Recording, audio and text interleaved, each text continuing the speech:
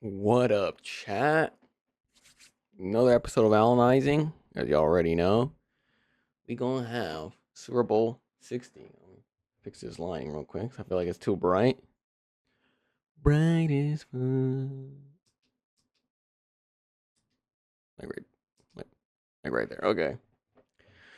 What up, chat? As y'all know, as y'all seen. Okay, Super Bowl. Let me actually check on the stream real quick. Let me check how it's looking on stream, guys.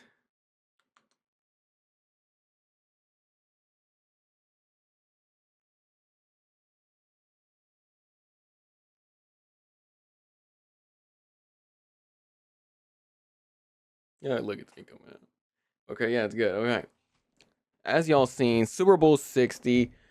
Going to talk about the game, obviously, how it went, and then we're going to talk about the halftime show because I feel like that's getting more traction than the game itself. Which I mean, from a certain point of view, I get it because the game wasn't that entertaining. I mean, for me, it was cool. All right, I wouldn't obviously I would have preferred the 48-47. Like, who doesn't, right? But I felt like it's entertaining because the way I watch football, I like to watch what strategies was done, what blah blah blah, all that stuff, right?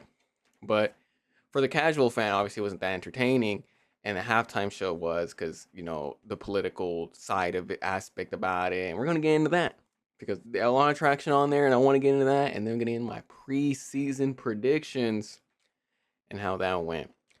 All right. So let's go. Let me go on my Instagram real quick to show y'all the score. Green. Woohoo. Look at already there.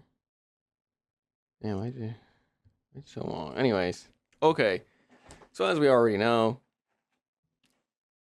the Patriots lost to the Seahawks. The Seahawks beat them 29-13 in Super Bowl 60. And like I was saying, right, it wasn't a great game. Like obviously for the casual fan, I'm not gonna say it was a great game. It was an okay game. I thought it would have been closer, to be honest. But then looking at all of it, it was actually how it was supposed to be. Like I was saying in my predictions, I was saying like the defense is the Seahawks defense is what's gonna win in the game. And that's exactly what it did. Because I was saying about Drake May, I had my questions about Drake May, and we're gonna get into that. But I want to get specifically into the Patriots defense, right? But let's show like the touchdowns that was going on, just for y'all who missed that. Let me go back. Kenneth Walker, bro.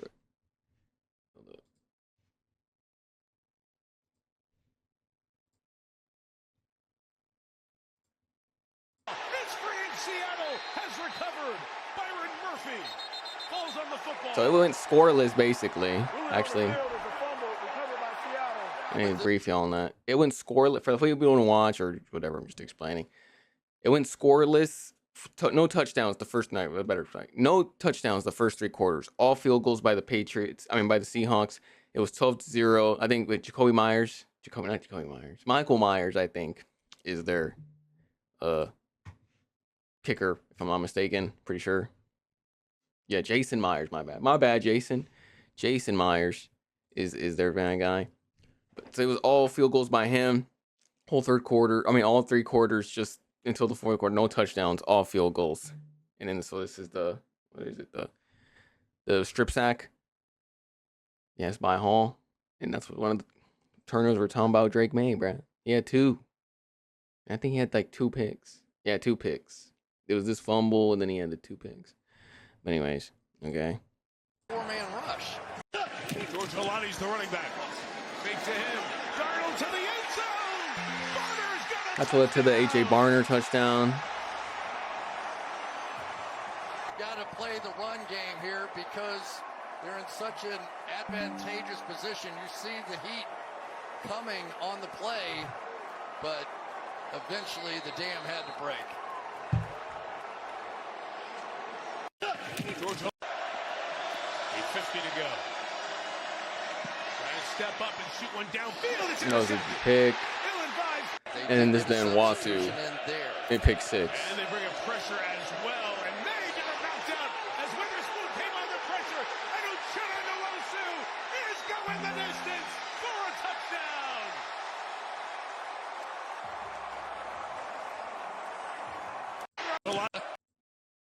So yeah, there was only 4 touchdowns. Those 2 by the Patriots.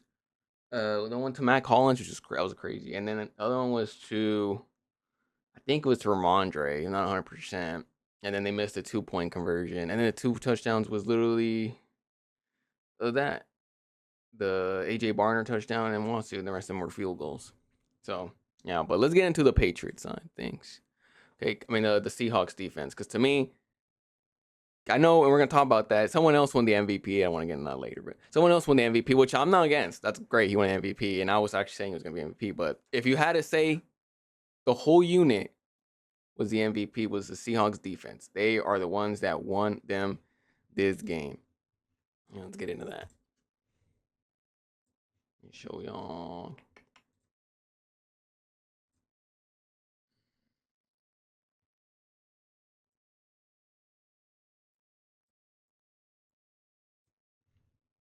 Yo, yo, yo. Right, here it is. Here it is. The Patriots. I mean, not the Patriots. I always want to say the Patriots. The Seahawks defense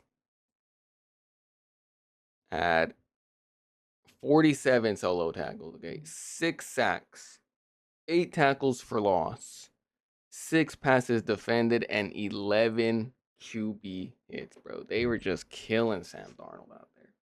Kill him. He had like no chance.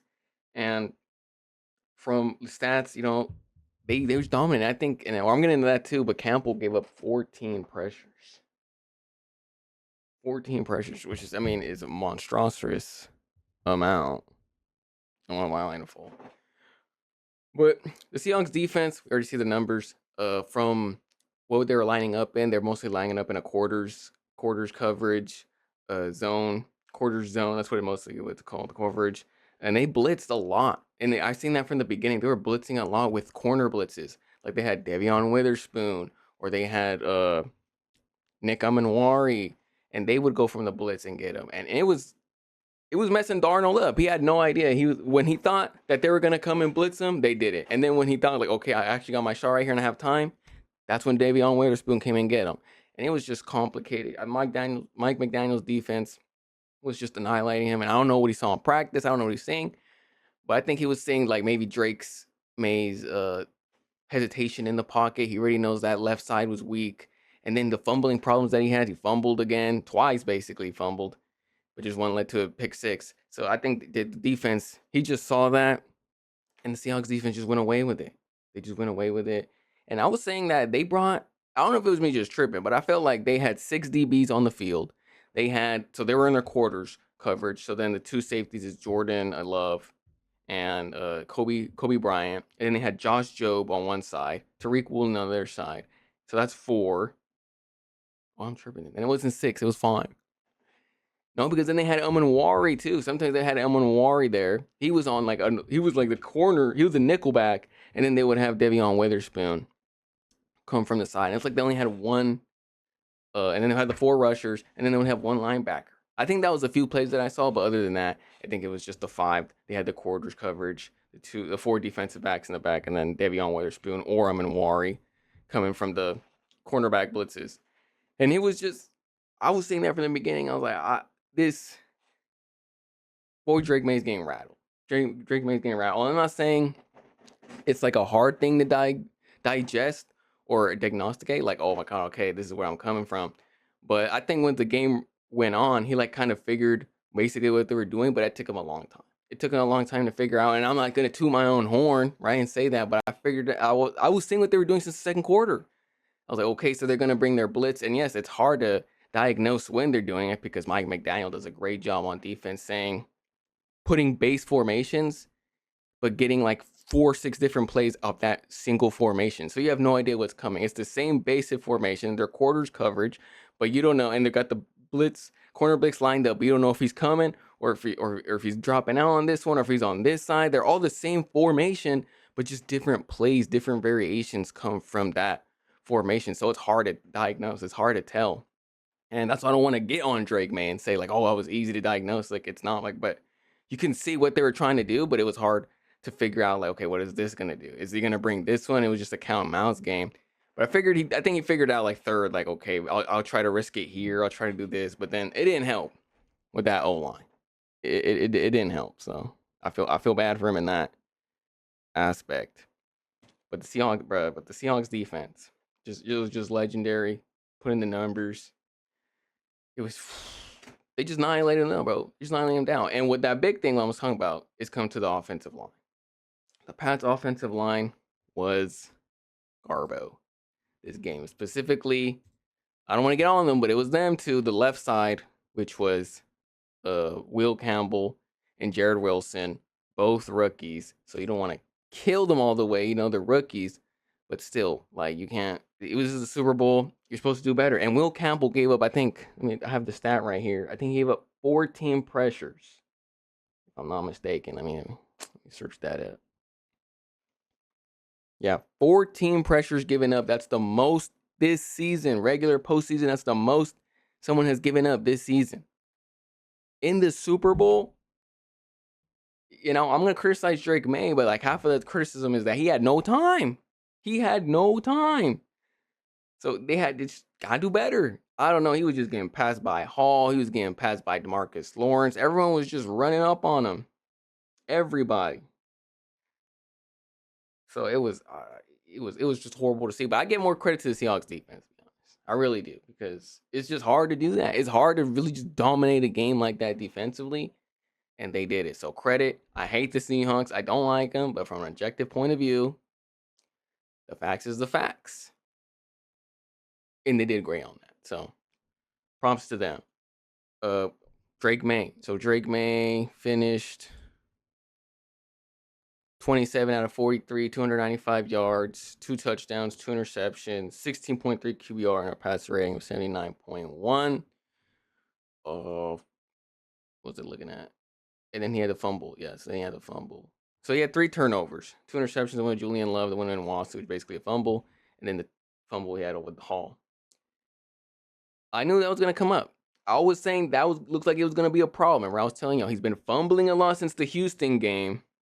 I don't remember if on the Chargers game he was okay, but I actually forgot that game. But Houston game he was fumbling.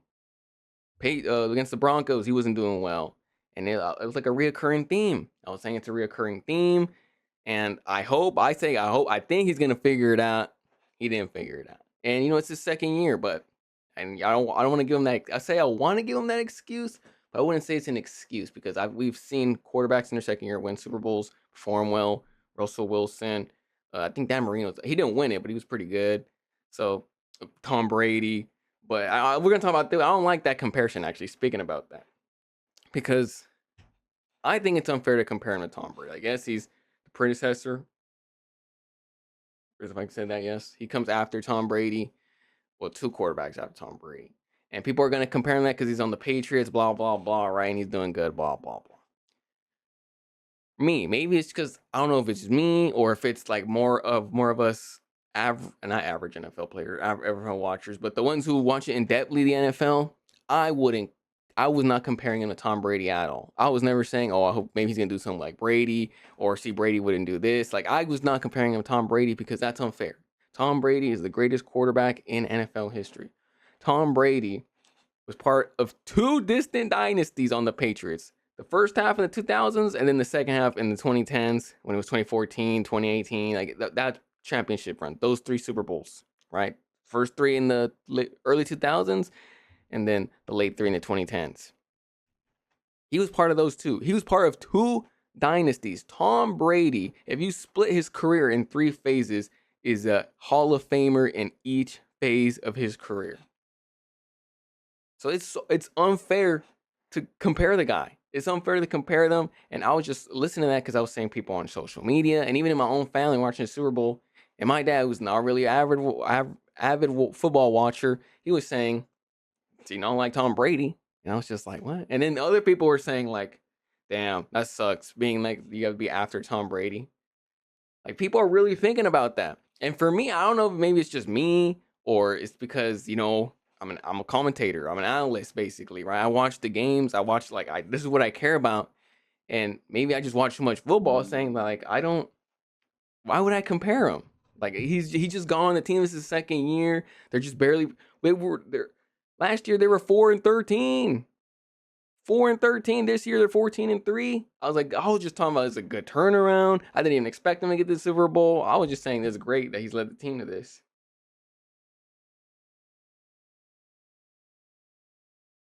So yeah, that's what I was thinking. I was just saying comparing them is just unfair to especially to Drake May. Like how are you gonna compare the two?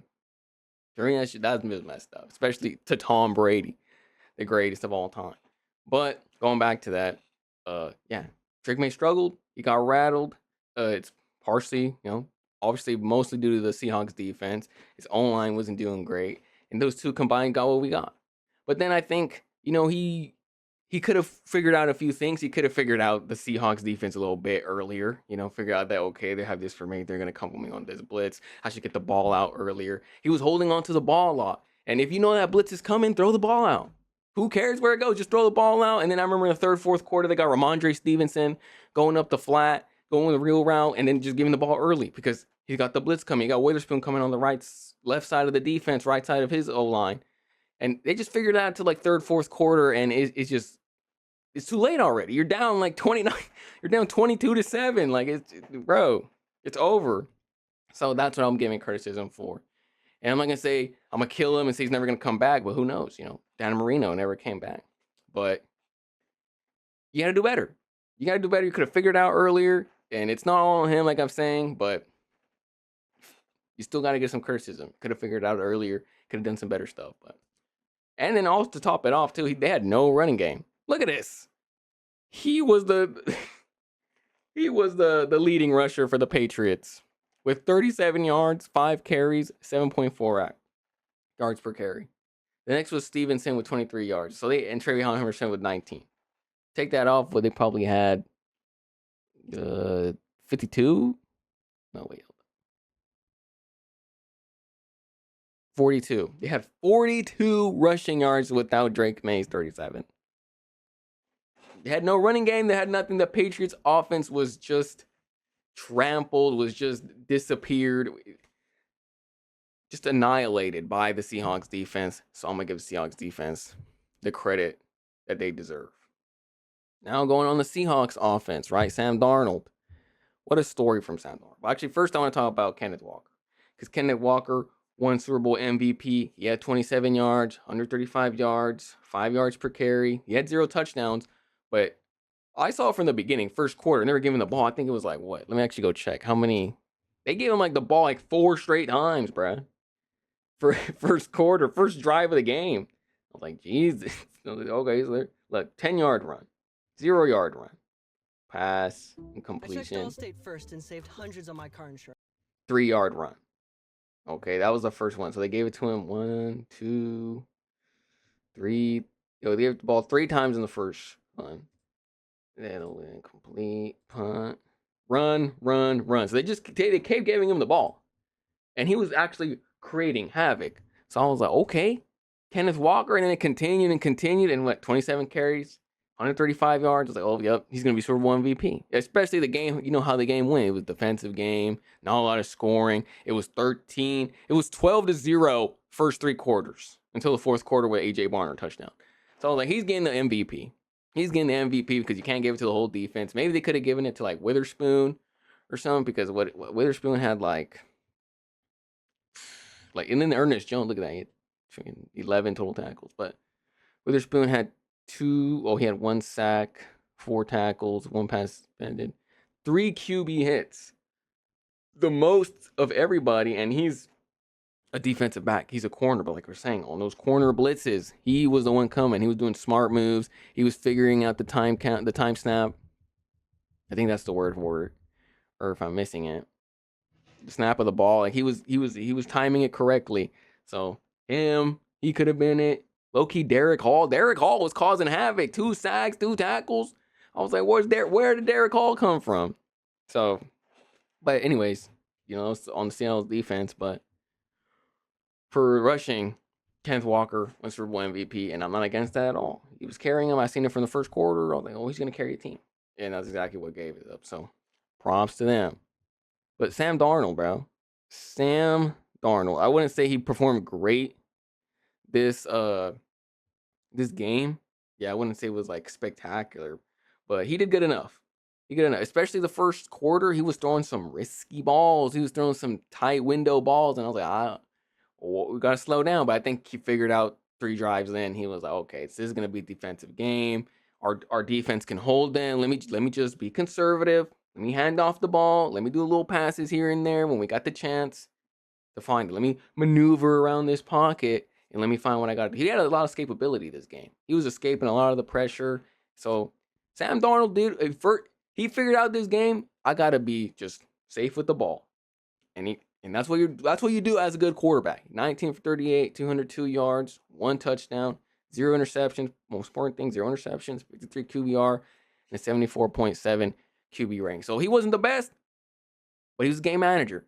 He was a game manager, and that's what the game needed with the Seahawks defense, what they were doing to the Patriots offense. That's what you needed. And he completed it. And, it just fulfills the story. His story from bust. He was a New York Jets bust with 3rd overall pick in the 2018 draft. He lasted with the Jets. Remember seeing Ghost game against this very team. I just realized, against this very team, Bill Belichick's New England defense had him flustered, had him confused, had him seeing ghosts. He said, I'm seeing ghosts out there. I don't know what's coming at me. I see him and he's there. They're just confusing me. And against this very team, I don't know exactly what season that was, but a few teams later, after going to the Jets, to Carolina, to the Niners, to the Vikings, to the Seahawks, he beats the Patriots in Super Bowl 60. I never saw this coming. I was never a big Sam Darnold fan. I was never a hater either. And to be honest, I didn't really believe he was a starter till the Vikings last year. Like, I remember when he left, when he was on the Niners as our backup, I was like, oh, he's a good backup. I think he's going to be good under Kyle Shanahan. He has arm talent. He has some IQ. He could figure out some stuff. But he learned a lot. And he even credited Brock Purdy and Kyle Shanahan. He credited them saying, like, he'll really help me out. And I appreciate that. So he learned a lot. He learned a lot, obviously, under Kevin O'Connell with the Vikings. And that's when I thought that, okay, he's a starter. And I'm going to get in this later, too, about the Vikings. They should have kept him. I said that before this was even popular. They should keep Sam Darnold ahead of J.J. McCarthy. I know J.J. McCarthy's a 10th pick. I'm going to get into that later because it's in my thing. I know he's a 10th pick, but I would keep Sam Darnold over J.J. McCarthy. And I know why the Vikings did, okay? Because they drafted him 10th overall. And with that draft projection, that draft choice comes expectations. And I get that. And, people were, and at the time, it seemed reasonable. I didn't believe so, but you could see where they were coming from. The general manager, he just got fired. Winsa. Let me actually search up his name. Just say it right. Vikings former GM. Yeah, Kwesi Adolfo-Mensah. Okay, my guy right here. He said it too. He said at the time it was reasonable because, Sam Darnold, he just came from that. Okay, he had one good season. Is he going to produce more? Can he produce more? I don't know. Remember the 2 games he had versus the Rams in the playoffs, and then versus Detroit in that was the big name tag on him. That, okay, he does good regular, like just high little Nick games, regular season games, he does well. But what about in the big pressure moments? What's he going to do? That same old questions for mostly every quarterback, and he fumbled on those. He didn't do great. But now in this season, he did great. So I get that why Mensa did that and why the Vikings organization did that. But I was calling from the beginning. I was like, I just don't trust J.J. McCarthy. And I'm going into that later on. But props to Sam Darnold. He went from bust to Super Bowl champion. So, and the Seahawks got him on a great deal. So, it was they did a very good business part on their side. And then the last team we're going to, the Patriots defense. If it wasn't for them, I think the Super Bowl probably from the third quarter would have been 30-0. If it wasn't for them, if the Patriots defense was some other defense, it would have been 30-0. They kept them in the game. They kept it at 12-0. They had 65 tackles, 1 sack, not a lot of pressure, but 7 tackles for loss, 7 passes defended, 6 QB hits. They were keeping them in the game. Christian Gonzalez had a spectacular performance, in my opinion. He stood out. There were some missed throws by Darnold there, but I feel like they were getting to him. And the Patriots defense got into the backfield.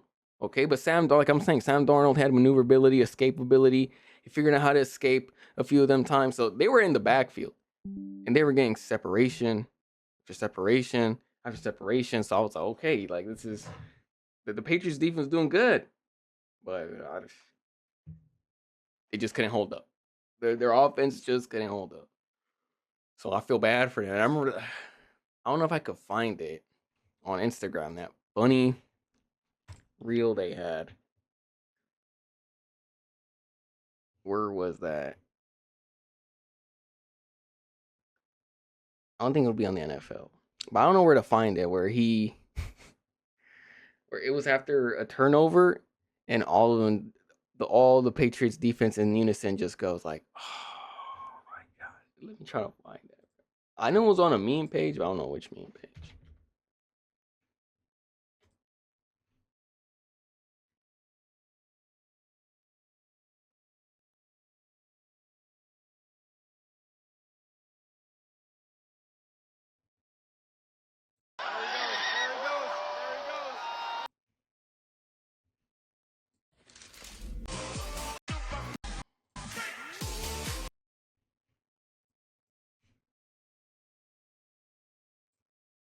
Just what are you expecting? 16. What meme page would it be on? I don't know, bro. Come on.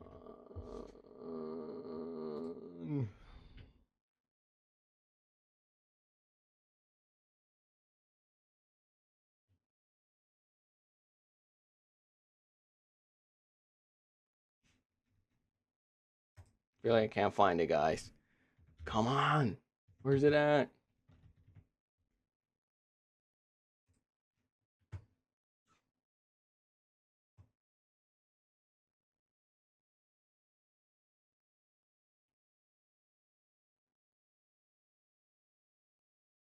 No, I'm probably not gonna find it. Dang it. But anyways, it's just funny. It was a funny pick because all of them are in unison going like,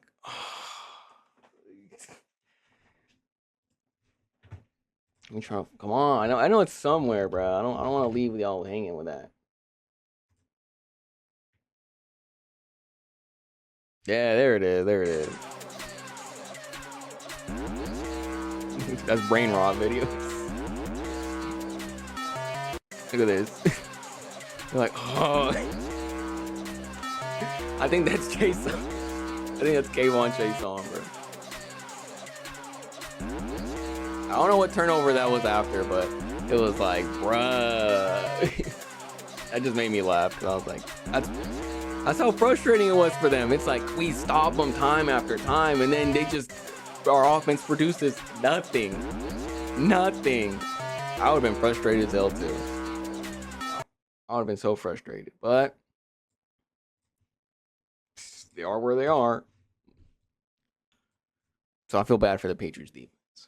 Feel bad for them. They performed well, and like I was saying, the defensive backs really stood out. Craig Woodson, Christian Gonzalez, Marcus Jones. Them boys stood out to me, and I feel bad for them. Feel bad for them. Jalen Hawkins, I just feel bad for them. They did enough, but Seahawks defense was better. So that's why I have them ranked number 3. Maybe even 1 now, but because they're actually the ones who did good versus the Patriots and not the Houston Texans. But whatever. Overall, I'd say for the Super Bowl, I'd say it was the Pats offense would have been a better performance, obviously. All right, but I was thinking before. I was thinking the O line troubles, Drake fumbling problem. It took shape, and you can't win like that. You can't win like that. I was saying Seahawks defense is gonna pounce over that. I thought it was gonna be closer. I thought Drake may would show up because I was saying, but I probably should have looked in and account the whole playoffs and been like, it's probably gonna be the same. When he goes against a good defense, he's gonna struggle, and voila, it happened. Sucks, but it happened. Let me go on Instagram real quick for y'all. Can you see that? Yeah, you can.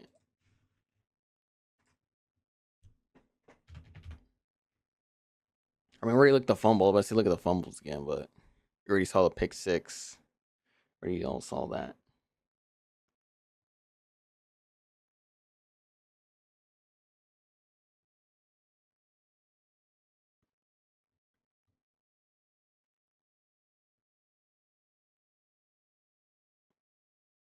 Now let's get into